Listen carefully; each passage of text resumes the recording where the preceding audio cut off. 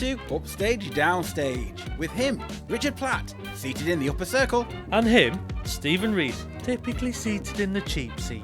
This is the Theatre Podcast, where we discuss productions we've seen, Things we've liked, and may not have liked, giving our complete unprofessional and non-biased opinions. So grab a brew, Take a seat, and let's raise that curtain.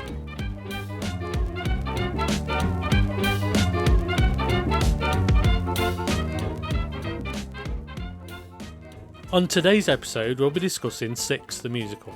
We saw this production at the Sheffield Lyceum on the 9th of August 2024. Written by Tony Award winners Toby Marlowe and Lucy Moss, this international smash hit musical Six is on UK tour. So Stephen, what's it all about? From Tudor queens to pop princesses, the six wives of Henry VIII take to the mic to tell their tales, remixing 500 years of historical heartbreak into an 18-minute celebration of 21st century girl power. These queens may have green sleeves, but their lipstick is rebellious red. But first, our post-show opinion! I feel divorced with reality for this superb show. Some say it's a show to lose your head over, but I'm not so sure. So, with all that said, let's Set the scene! So, would you like to set the scene for Six, the musical, Richard? Well, we had a lovely purple curtain blocking off the stage when we walked into the auditorium, We did. with a split in it. Split curtain. A split curtain. You couldn't see the split. You would. Yeah, so that was basically, and then we had That the was sound basically what? of- well, that was basically what we walked into, and we walked into the curtain. Tripped over it. And we had Tudor music playing in the background on a harpsichord, playing classical songs from that To period. get you in the mood. Just to take you back to the to Tudor set the times. scene. All those Tudor hits. Oh, it was All those Elizabeth. Tudor hits. It was Henry VIII's greatest hits. That was it, yes. 1970, 16, 15. 1687, No, 1527.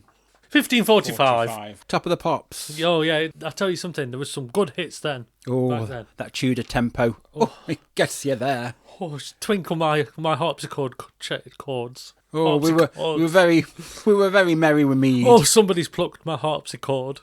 Okay. What are you sniffing there? Lutes, get onto it. Let's get up to it. Stop messing about. Okay. Anything else you want to... Stop harping on. Oh, you are, aren't you, darling? Okay, so before I behead you, would you like to... Was that it? You haven't really set the scene, have you? No, Just talked about your get there. curtains. So really, the curtains were there. Then the You keep going on about these curtains. They're like royal curtains. well, the cast of six walked through them in the dark, and they did a bit of a show to walk through it. And then we were revealed with the main stage when they first lifted the curtain. Well, the curtain just disappeared, pulled away from the stage, pulled off. What kind of musical did you watch? I watched Six. So really, what we saw was a pop concert stage. Really, what you'd see really either the Spice What we Girls really or... saw was a pop really concert with the really Spice Girls, and it was really good. Really? Is that the one thing you'd say? You've lost it. So really, the stage is basically a... That was basically now. It's not basic. The stage is what looks like a pop concert with a band at the back on raised steps, but also with the feel of a Tudor church or a grand building, because you've got hidden in the background on there's what looks, well, it's meant to look like Tudor stained glass windows at the back of the stage, but they're all made out of steel, so they're sort of modernised to look like it's more of a glitz and glam version. Architecture of the era, the Tudor period, with big columns at the side to show to give some height on stage, and it's all very glitzy, gold and silver and purple and regal. So it's all very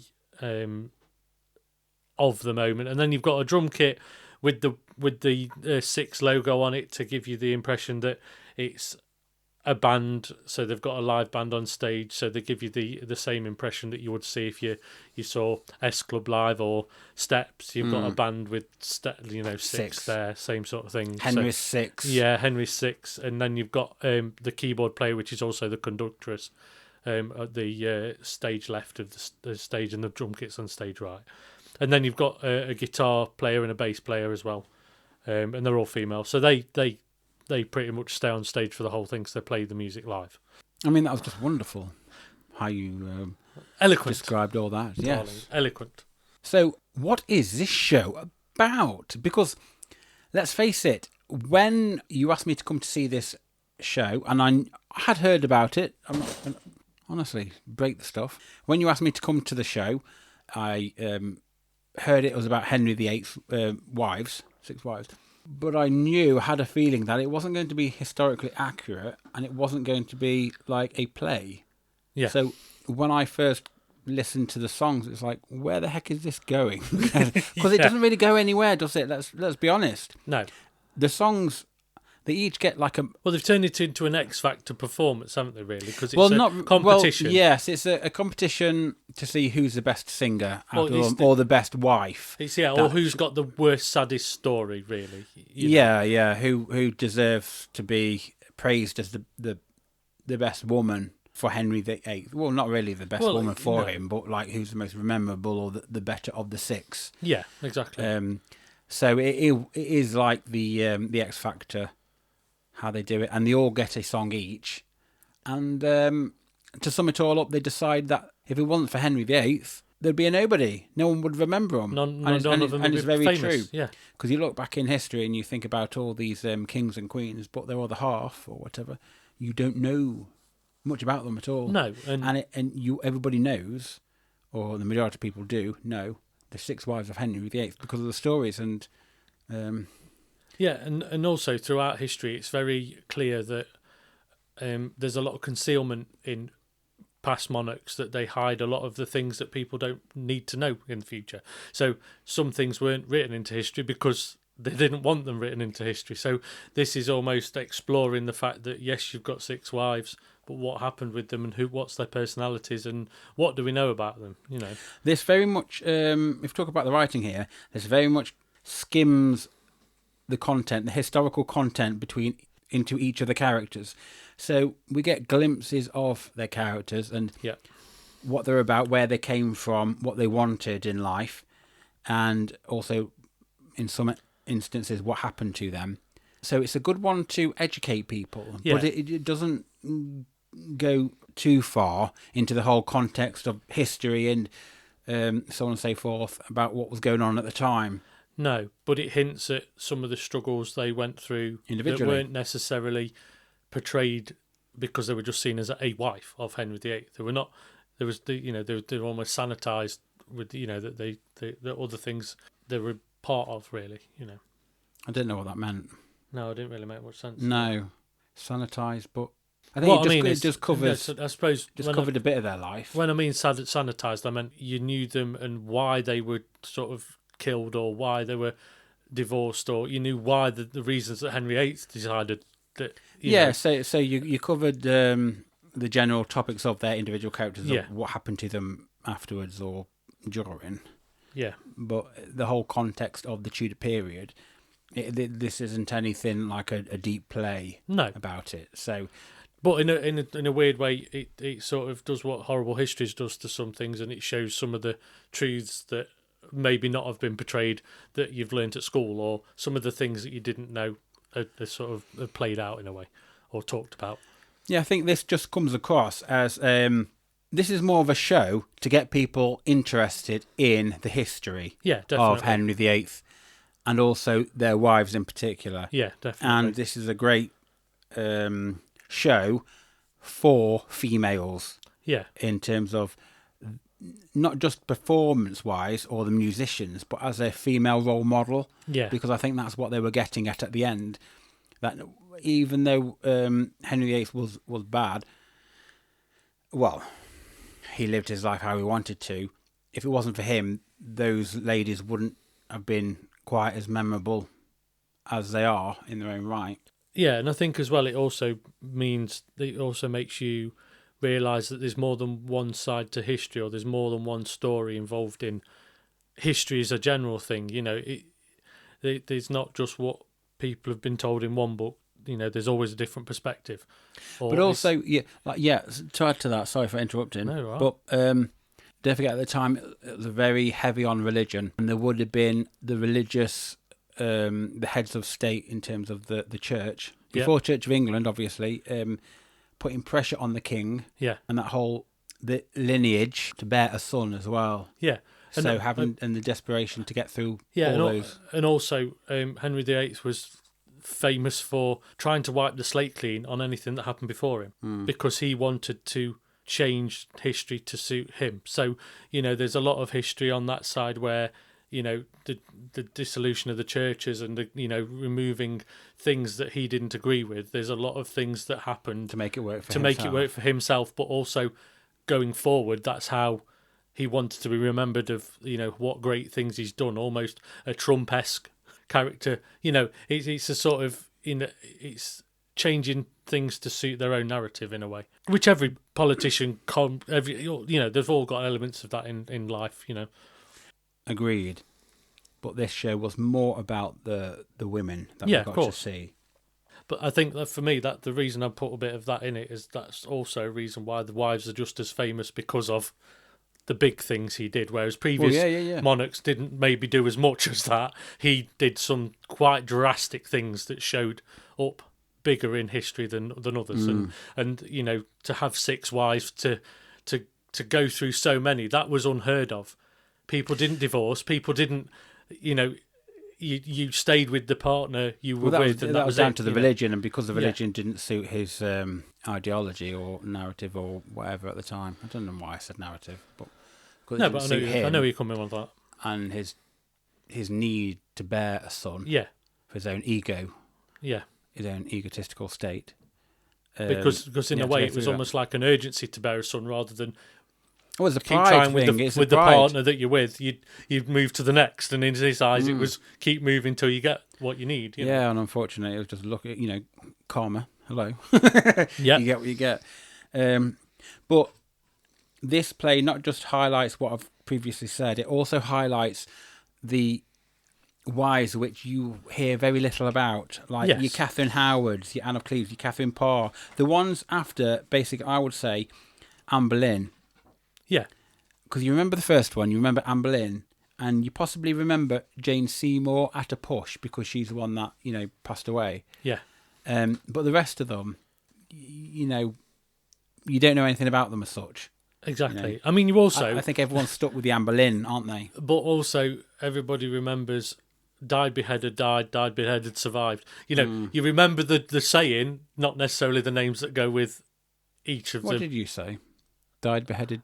Died, beheaded. Divorced, beheaded, died. Divorced, beheaded, survived. I know, I need to say it again. Yeah, you say it again.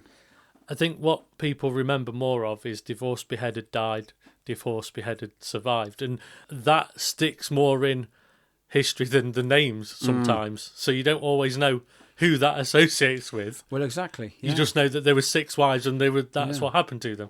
And quite possibly you'll know that the first beheading was Anne Boleyn, and that's about it. Exactly, And because there's 2 Catherines as well. Exactly. For the others. Yeah. Which is quite an interesting concept that, I suppose because it's such a big thing that happened in history that nothing really else stacks up. Well, if you think, you've not just got the Henry VIII in Tudor times, you've also got Mary Queen of Scots. Yeah, exactly. You've also got Elizabeth. She's around the corner. She's on her way through. This is straight after this is Elizabeth I, so it's like, Straight after Elizabeth I? No, straight after this whole sort of... I was going to say... Henry VIII and everything. Yeah, well, it's the first, she comes after, obviously. So it goes from the Tudor into the Elizabethan era. It's quite a lot happens in a period of time, isn't it? In a space of 100 years, yes. Yeah, definitely. There's a lot of things happening. So it's quite easy to go through the wives. Yeah, exactly. But you remembered more for probably the dissolution of the monasteries. Yeah. Henry VIII being the big chap, and then having like the two daughters, and one of those being the iconic Elizabeth I. And in a way, I suppose, if you look at the way we're taught as at school, to actually pick an era, this is not a bad era to pick because so much happens in such a short space of time. Well, exactly. yeah. And also discovering the Americas. And that's happening as well. Yeah. There's so many things happening that you can see why it's taught at schools, because of so much is happening in the country at that point in time. It interested me, and I wanted to learn all about this stuff. But for some reason, when I chose history in my class, I ended up having to be taught medicine through time. I was like, what the hell is this? This isn't what I chose. You just get taught stuff that doesn't interest you. I think the education system let me down big time. I didn't sign up for this. No. Well, you've learned some more history in this, watching 6. The thing is, if you YouTube history things or follow, if you're really passionate about that stuff, you can find the information out there without having to spend a fortune. And on I think stuff. that's what something like this does, because it makes you go away from something and go, I want to learn more, or I want to see it from a different perspective. Well, that's exactly what it is. It's an entertaining show, and it also brings the past forward into the present time. Yeah, and also makes you realise that history repeats itself, even if it's not in the same guise. It's still something happening in a different way, but it's still the same power struggle almost. Yeah, I'm glad you said this, because when you said, "Oh, let's go and see Six, a musical," it's about Henry VIII's wives. I thought, and you said it was like a new telling. It's been updated to the current time. I thought, how on earth can they have this guy with 6 wives in our current era? Time. Yeah, exactly. Yeah, where two of them get beheaded. Yeah. What the heck is that about? Yeah, exactly. How can it be relevant? Well, why would they do that? Because it wouldn't happen. I mean, it probably would, unless it was one of these that married a lot. But anyway, you knew it was an updated version, but it was still based on historical facts. So there wasn't any it wasn't present day. No, of course not. Anyway, so that's pretty much what we felt about it. So let's just discuss the direction and the writing, even though we've touched upon the subject matter of the writing previously. Because it wasn't, I'll say the direction was probably minimal. It was more choreographed. Yeah, it's more of a Spice Girls Aloud show. It's a performance of six singers in a band, basically. They've all got definite characters. They are all individuals. They've got individual, and they I think they're all encouraged to play up to their own accents, which was quite nice because it was definite that each one was different. And they all got their individual songs.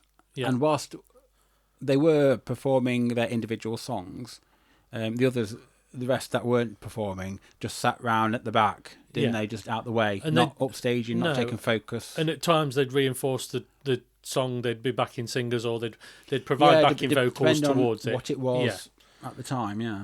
And I think it's quite interesting that the writing of each song touched on their character or their personality from history books, but even with a bit of expansion on after the effect of them either, being beheaded or dying, or I think there was a bit of both really. I think it was because I felt like the Catherine Howard one, the second beheading. Yes.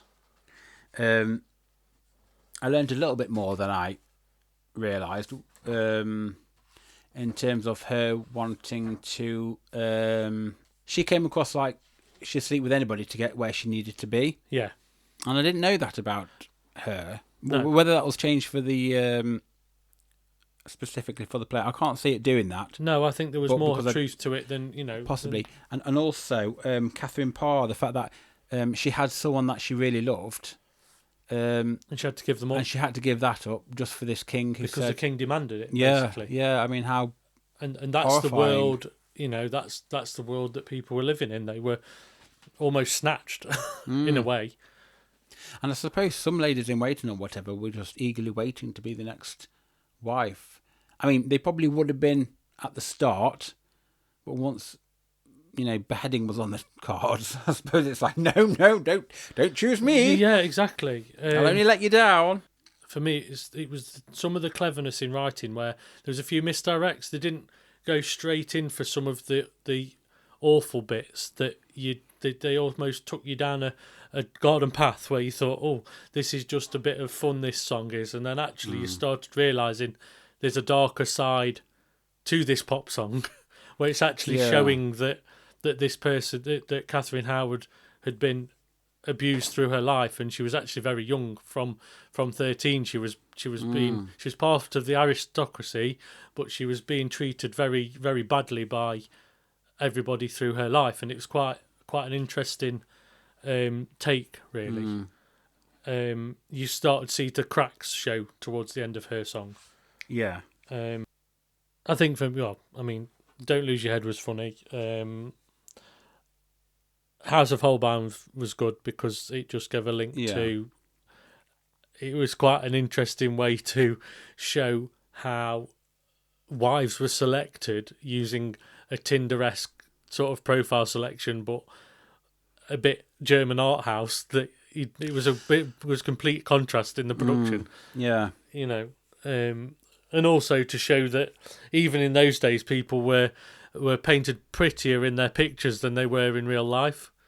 It was reported that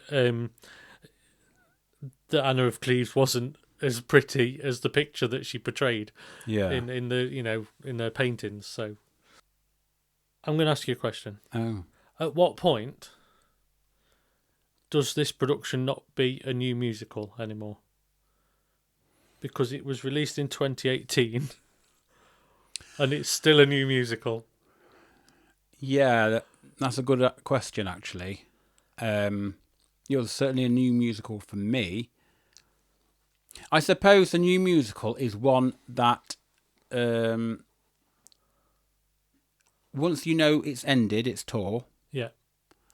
If it's brought back again, it ceases being a new... Which it has been. So it's ended. It's already toured. But this isn't the first tour. But is it the same... is it the same cast? Is it same... The cast's always changing. Because if you look at the amount of people in... Yeah, but how long did it stop for? It stopped for a good year because I saw it... Well, it's been at least 2-3 years because I saw it before COVID. Because Pride and Prejudice, sort of, that's touring again. But it's still for the me same as well. thing There's a going full round. run in London as well. It's still running in London. It's been running in London for ages. So, was that running whilst the tour stopped then? Yeah, for that year. Yeah, so and it's still on running in America London. as well. Then it's still it's still fresh and it's still going, I suppose. But is it a new musical? Yeah, it would still be a new musical. But for how long? Till it stops permanently for a very long time. Well, that's interesting though, because if it never stops. Well, The Mousetrap is still a new play. In that respect. To the next audience that goes to see it. To the next audience, yeah. I mean, everything is a new one, I suppose. But yeah, it's a good question. I just noticed, 6 years is a long time for something to still be called a new musical. Because I remember Six taking right back to sort of Edinburgh Fringe. Six was actually 5. Well, yeah, but it was something I couldn't get a ticket for. So I knew something was coming in 2018 when it was Edinburgh Fringe. It was actually you couldn't get a ticket for it. Yeah. And wherever you tried to get a ticket, you couldn't, but it was the thing that everybody was talking about. And that was then. So it's quite interesting to see, that was something I just couldn't... I saw a load of other things, but I couldn't get a ticket for 6. So it's quite interesting that you couldn't actually go and see it. Was that the year you went to see whatever it was in the Underbelly Cow? Unfortunate. In the first iteration of it, yeah. Yeah. So, yeah, a long time ago. In the Upside Down Cow. Yeah. But I just thought it's an interesting thing where, like, when you know that there's a buzz about something, but nobody really...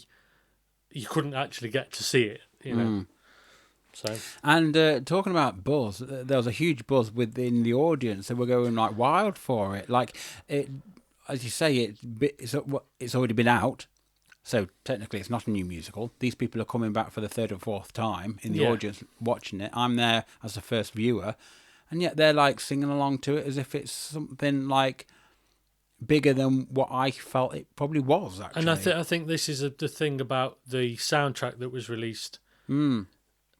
People have seen, it's quite a clever thing, this production, because you've basically created a girl group Yeah. that is timeless and doesn't matter which cast member's doing what.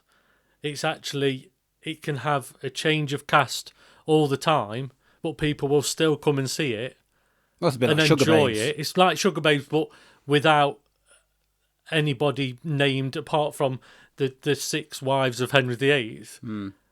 Or anyone can play them. Yeah. Anyone can play them, and so if you go and see it in London or you go and see it on the tour, you get the There'll same always package. be an Anne Boleyn. Yeah, and I think that's the cleverness about this in a way, because it can stay fresh because the cast So can there refresh. could be a show called Five. It would be the Spice Girls, and there could always be a Ginger Spice It or a could Baby be. Yeah, Spice. it's the same principle. Yeah. You know, if you didn't have the iconic cast members that you, or the members of the band that you know of now, if you called it, you know, like if you call it the Spice Girls, it's the same principle. But the album holds up on its own, that people play it and listen to it all the time, the mega mix and things like that. My niece is obsessed with it, and she'd not even seen it, and she was already obsessed with the soundtrack. And for a Do you sort reckon of, that's got something to do with like the TikTok? Is it yeah, on top of potentially, TikTok? because it's she'd literally learnt all the songs, so she goes to see it and she's amazed. And we were sat in the balcony watching it, and she's jumping about, enjoying it. But How old is she? She's 9. 9. When I was 9, there was none of this stuff. I want to know what songs. But were in there the was Spice musical. Girls. When I was 9.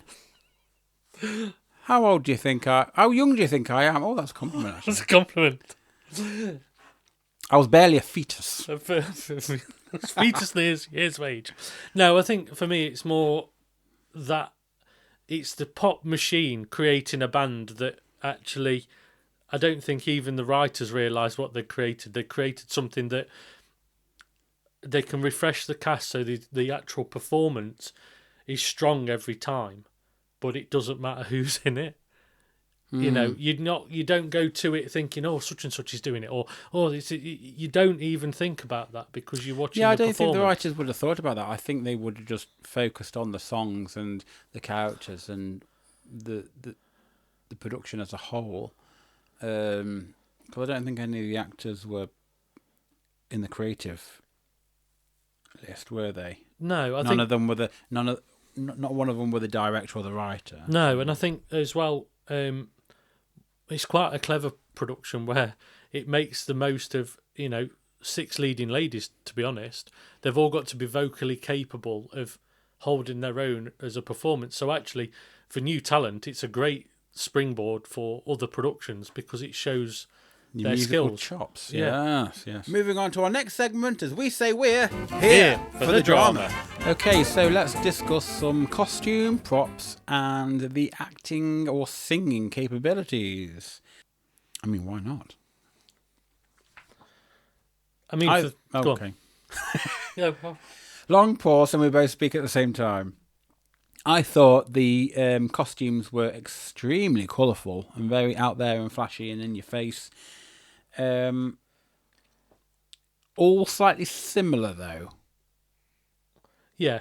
I think they're all very regal. They're all very structural, very similar to the staging, so they all sort of match the production itself, which is probably done for a similar reason. They all Match the production itself. Do you mean the they the art almost look design? they almost look like sort of Church-like? like stained glass Stainless window steel? church. What are you trying to say here? The structural. Are they walking around in a church outfit? Are they walking around like... Well, there's not much movement in Bell some tower. of the actual, the skirts and the things. They're all very structured, so they don't. There's not a lot of flow material. That's what I mean. All their gowns are quite high, Yeah, and they're all skirts. Yeah. They don't touch the floor. Put it that way, like they would have done. Well, they're all very Spice Girls performing a greatest hits tour. They're all very, a bit like the Union dress that was very structured that Jerry wore in the tour, and Yeah, and they're all very also to corseted, add, and they are in corsets, and they're all slightly. They do look slightly armoured as well, armour plated. yeah, almost in a very steampunk really weird and- way. Yeah. In fact, you could take them out of 6 and put them in Starlight Express. You could. put them on wheels, Yeah, and you wouldn't really notice you a won't know difference. the difference. No, exactly. They were good costumes, though. Yeah, they flattered everybody that was on stage. Nobody looked out of, they've got different body sizes and different body shapes, and even though they were all structured and quite tight fitting. Don't you go body shaming? No, I'm not body shaming. What I mean is they worked well for everybody's body type, rather than it being you felt like somebody had been squished or squashed into something because they've got to fit it. You felt like everything had been made for them, which I know they are when they for each member. I've seen some of the process they go through. So yeah, they are very much. They do spend time on that because in a way that's all they wear, apart from Anna of Cleves, where she does a whole performance thing with in the House of Holbein, where she actually she takes off her costume and does a reveal. Yeah.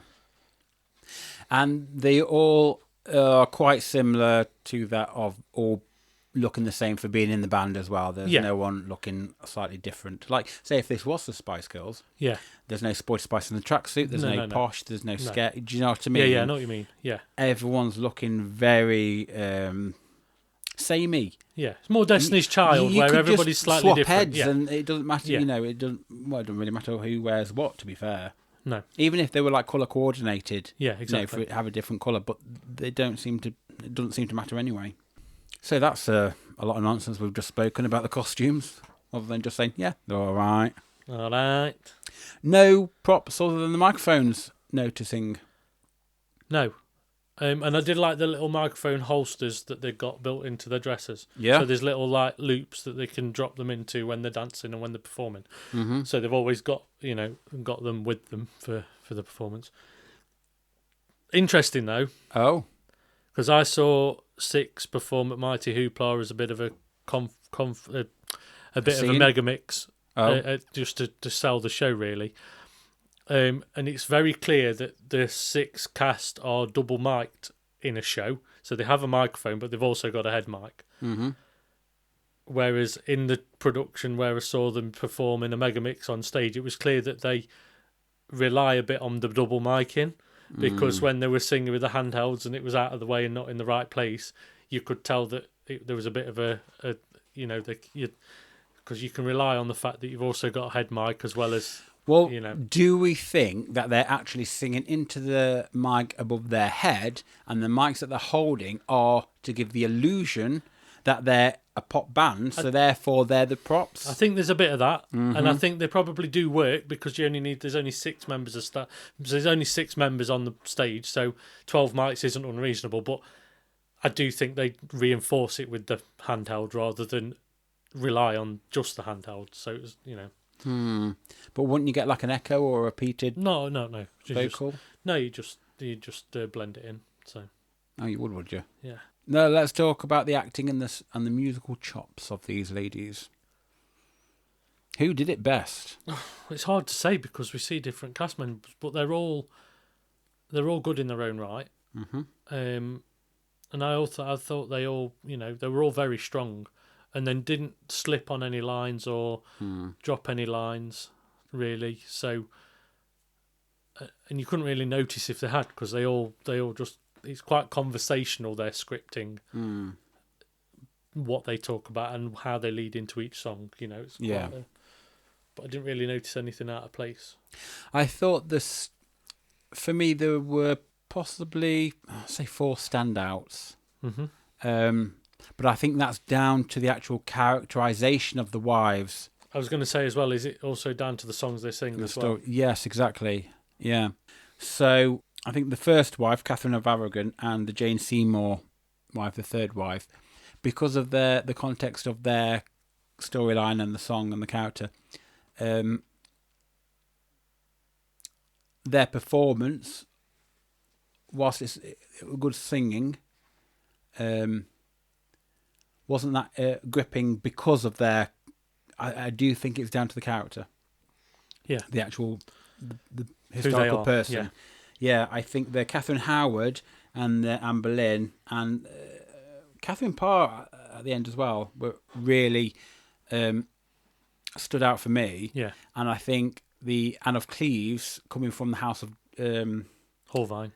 House of Holbein in Germany, you know, because of that whole situation, that just popped a bit there. It did, and that like stood out more, even though the character didn't really do much in real life, popped over, and then popped off again. Yeah. You know, exactly. it wasn't really a good match. But that performance alone with that musical number just made her stand out a bit more. Yeah, definitely. That's not throwing shade on the actual actresses, though. No, I know what you mean. Well, on that bombshell, shall we move on to the technical stuff? Yeah. Moving on to our next segment, as we say, What the tech is this?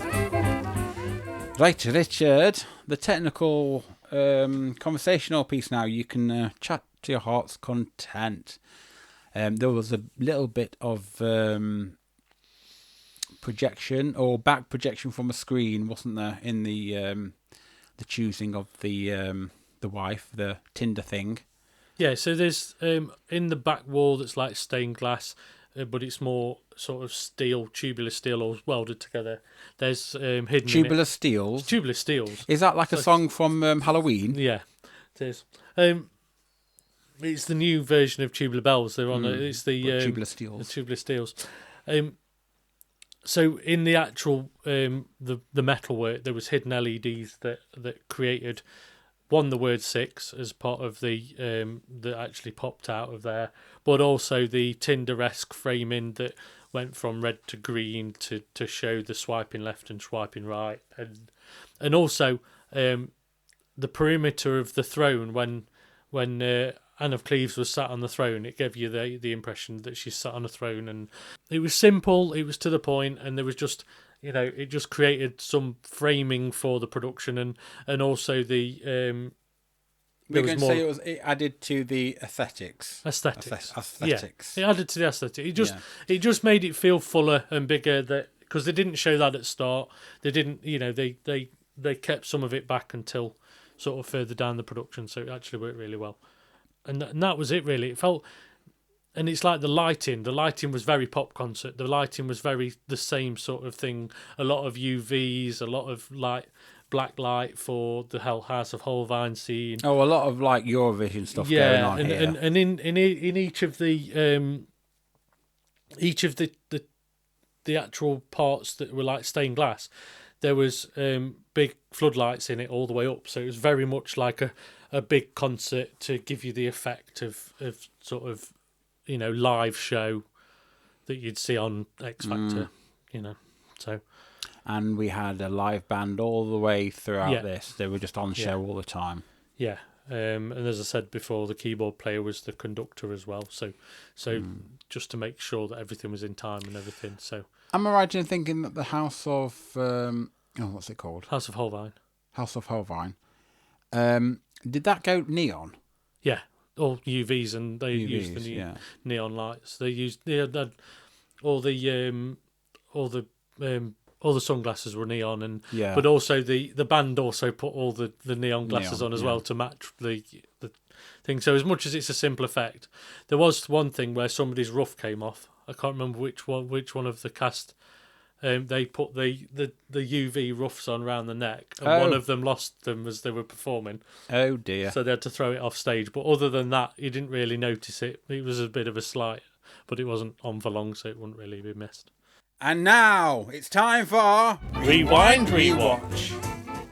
Now I don't just mean rewatch the whole play, because you probably would do. But what moment would you rewatch? I think it's just going to be the House of Holbein, that part, because it's such a change in the piece, and it's a bit of fun. And it was like a two-hander, wasn't it? It started with that with all the queens, and then it went into Anne of Cleves' Get Down. Yeah, and I think that's what I mean. It's like the whole mix from the two songs, and and it just it's a tempo, it's a shift in the production that's actually really, I like it a lot. So. Yeah. I would watch the whole lot if I needed to. Of course. But that's, Yeah, I'm tempted to say that as well, but I think I'll go with Anne Boleyn's Don't Lose Your Head. Yeah. Because that, for me, it started becoming quirky and fun. Yeah, and, for me, I agree with you, and the cast are all quite fun in it as well. Mm. And it's actually about somebody losing their head, yeah, and just by accidentally saying, sorry, not sorry. Yeah, and I think it's what is quite fun throughout this whole production that we've not even touched upon is more the banter between the girls and the wives and the one-upmanship between them all, trying to see who the better wife is. And actually, when it comes down to it, they realise that they're all good, because if it wasn't for Henry VIII, there would be nobody. Exactly. So actually, they're all equally, as a whole, all six of them, important. And it's all little just as things. good. I think for me, you've touched on it as well. It's the little things like the banter of, well, you didn't lose your head. It's or I lost my head, and so did you, but mine hurt more. Yeah, I died in childbirth. It's like all those things that it's just really. It's the bickering that kind it's of the made it fun. bickering that was the relationship was there. You could tell that they were all gelling, even though these people probably never met each other in real life. It was like they were their common draw was their husband, basically. And I think that was a bit of banter, and it was quite a bit of fun. I think just to answer that, I think what you just said, I think Anne Boleyn knew Catherine of Aragon because she was the mistress at the time. Yeah. Whereas I think the rest of them, they weren't. I think they're all spaced out. I think. Yeah. Don't What quote were me they on that. taking? It's all spaced out. Magic Mead. Magic Mead. Well, that horn, they took had it a out thimble of. of it, and it was from the special monks, Oh, was it? Yeah. the monk meads. Yeah. That's a new rock Before band. the monasteries were destroyed. Yes. Well, they were destroyed because they had a huge search going on, you see. For the monk mead. What were you growing? Monk mead. Some nasty stuff, that. You literally lost your head if you hadn't. Right, I'm sorry, not sorry. moving on to our final segment, as we say, Call this a show?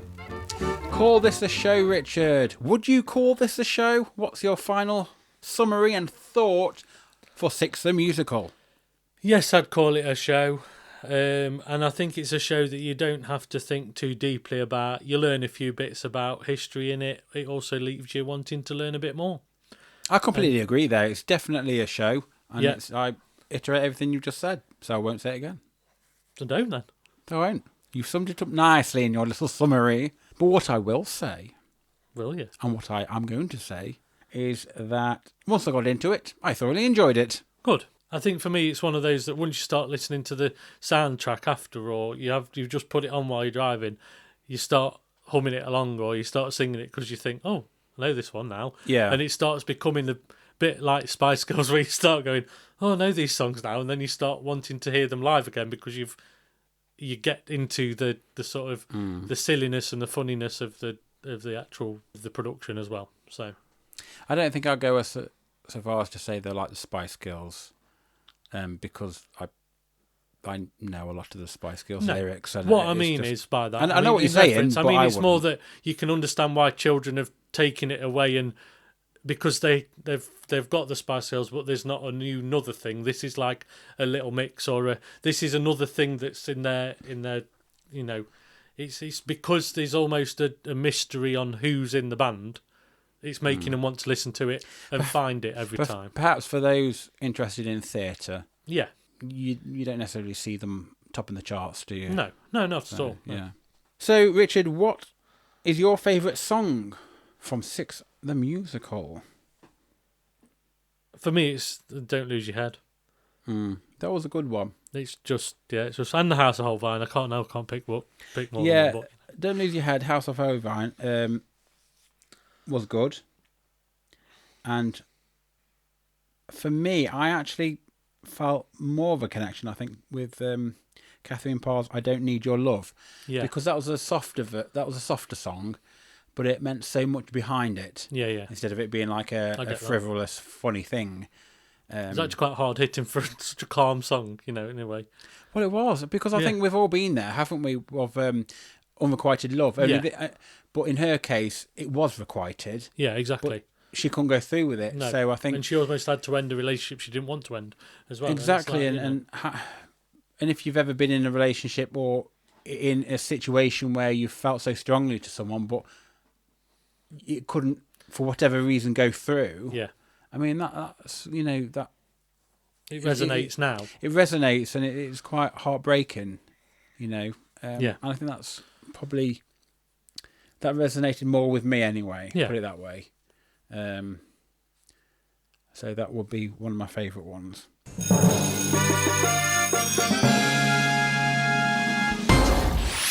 Scores then please, Richard, for Six the Musical.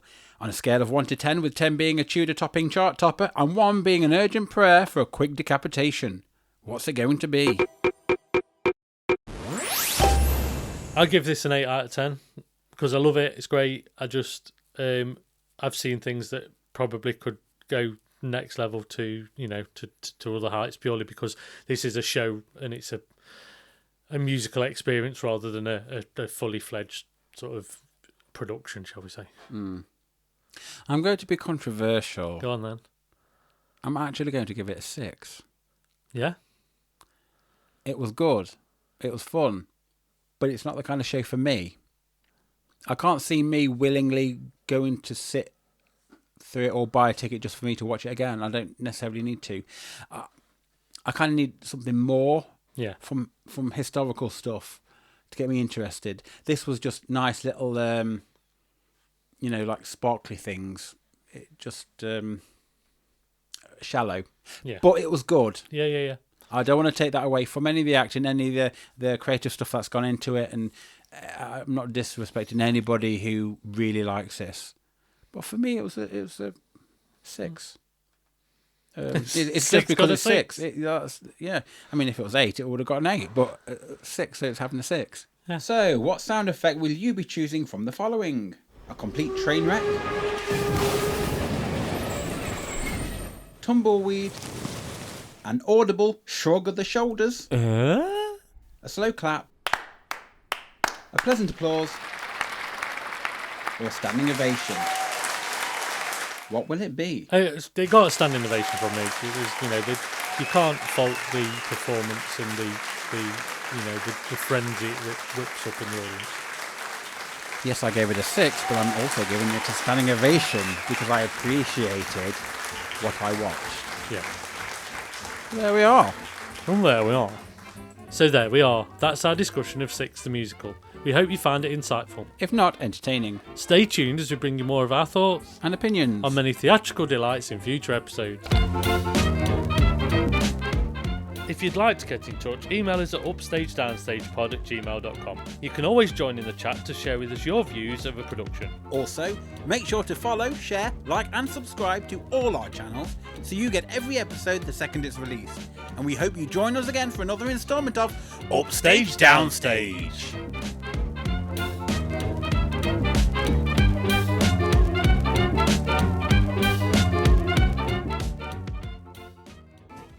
On today's episode, we'll be discussing Six the Musical. We saw this production at the Sheffield Lyceum on the 9th of August 2024. Written by 2022 Tony Award winners Toby Marlowe and Lucy Moss, this international smash hit musical, Six... Just do it. The You've only got a alternative. tiny little bit to say. These queens may have been... Oh, damn it. It doesn't tell you anything what it's about, really, does it? No, that's what the podcast's about. So, with all this said, come on, that's your bit. You get a little bit more. Make some noise for the Six Queen Massive. I woke up in the French court. Oui, bonjour. And that's horrendous. Come on, get on with it. Say that last bit again, but I'll do all the bold. Okay? Did I do something? Did I overwrite you? No. Just do it again, but I'll only I read the bold. Let's just try that out, okay? Yeah, but it'll sound placed. Let's do it. So there we are. That's our discussion of... Six, the musical. We hope you found it insightful. If not, entertaining. Stay tuned as we bring you more of our thoughts And opinions. on many theatrical delights in future episodes. I feel like we've done it sped up on purpose. Now do it again. In normal time. Yeah. Because I rushed it. So there we are. That's our discussion of. 6. The musical. We hope you found it insightful. If not entertaining. Stay tuned as we bring you more of our thoughts And opinions. on many theatrical delights in future. Episodes.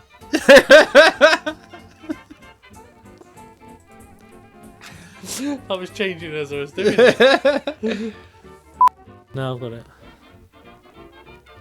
Oh, we'll do share.